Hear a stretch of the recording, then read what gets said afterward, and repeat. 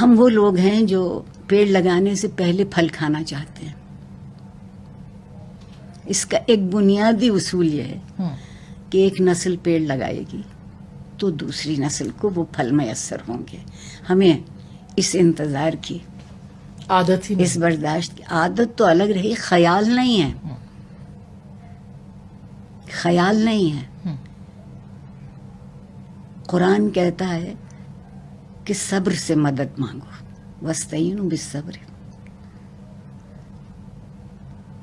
ہم ہر چیز سے مدد مانگتے ہیں، ٹھہرتے نہیں، صبر نہیں کر سکتے. اور صبر کی ادنا ترین مثال برداشت ہے.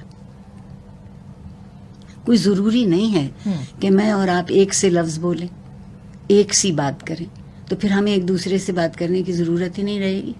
یہی تو حسن ہے معاشرے کا کہ آپ اختلاف کریں، آپ تنقید کریں، لیکن اس کے نتیجے میں برداشت بھی کریں. بات یہ ہے کہ صرف بات کرنا کافی نہیں ہے. اس معاشرے میں بات سننا نہیں رہا. آپ کے کہنے سے پہلے جواب ملنے لگتا ہے. تو جو بات سنتا نہیں ہے وہ بات کہے گا کیا؟ میں اگر یہ نہ سمجھوں کہ آپ نے مجھ سے کیا پوچھا ہے تو پھر میرے جواب ایسے ہی ہوں گے جو کہیں کے بھی ہو سکتے ہیں. ہم نے، میرے خیال میں ایک بہت ہی بے علم سا آدمی ہوں، اپنے آپ کو چھپانے کے لیے کبھی کبھی کم علم کہہ دیتی ہوں. ہم نے یہ سوچا ہے کہ ہم زندگی کو املا لکھاتے ہیں. نہیں، معاف کر دیجئے حضور، زندگی املا لکھتی نہیں ہے، لکھواتی ہے. اور بڑے جلی حرفوں میں جب لکھوانے لگے تو آپ کو ضرورت ہے کہ ہوش کی آنکھیں کھول کے بیٹھیں. صرف شدت جذبات سے زندگی نہیں گزرتی. درست بات. تو ذمہ دار کون ہے؟ سب، ہم میں سے سب. بات گہری ہو جائے گی، اجازت دیجیے. ہم سب اس لیے ہیں، کچھ اپنی خاموشی کے گناہ گار ہیں، کچھ اپنی گفتار کے گناہ گار ہیں، کیونکہ نتیجہ دونوں کا ایک ہی ہے. نہ جو بہت بول رہا ہے وہ کہیں پہنچتا ہے، اور جو خاموش ہے وہ تو جم گیا ایک جگہ پر. اس کی خاموشی کی سینکڑوں باتیں ہو سکتی ہیں، جبر ہو سکتا ہے، وہ جبر اسے نہ بولنے دے.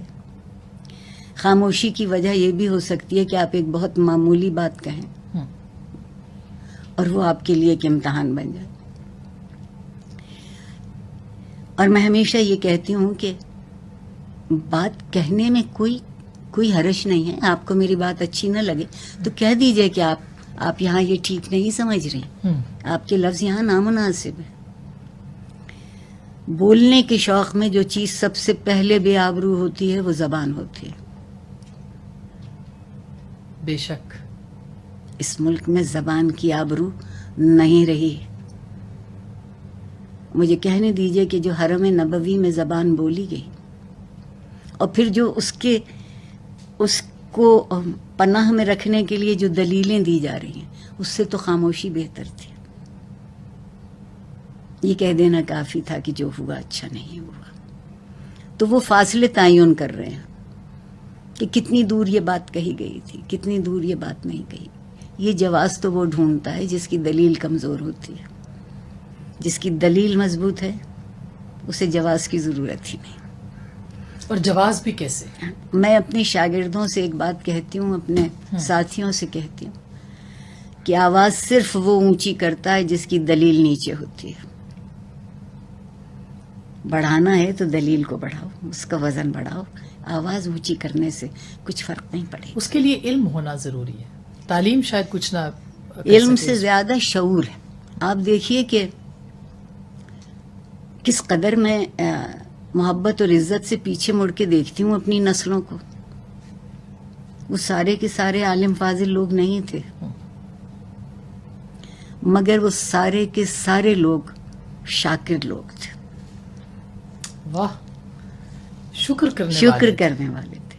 جسے روکھی روٹی ملتی تھی وہ بھی شکر میں تھا، جو شیرمال کھاتا تھا وہ بھی شکر میں تھا. شکر گزاری ہے وہ آپ کو فرعون ہونے سے بچاتی ہے. بالکل بالکل، کیا بات کہی آپ نے. ایک جملہ نہیں، ضرور اس میں ایڈ کر دوں کہ میرے والد کہا کرتے تھے اگر آپ اچھا انسان بننا چاہتے ہیں تو شکریہ بہت کہیے. تو آپ کی اس بات سے مجھے یاد آیا کہ یہ تو شکر واقعی کیا بات ہے. کتنے بڑے ایک ہی بات کہہ گئے کہ جو بندوں کا شکر گزار نہیں وہ اللہ کا شکر گزار کیسے ہوگا.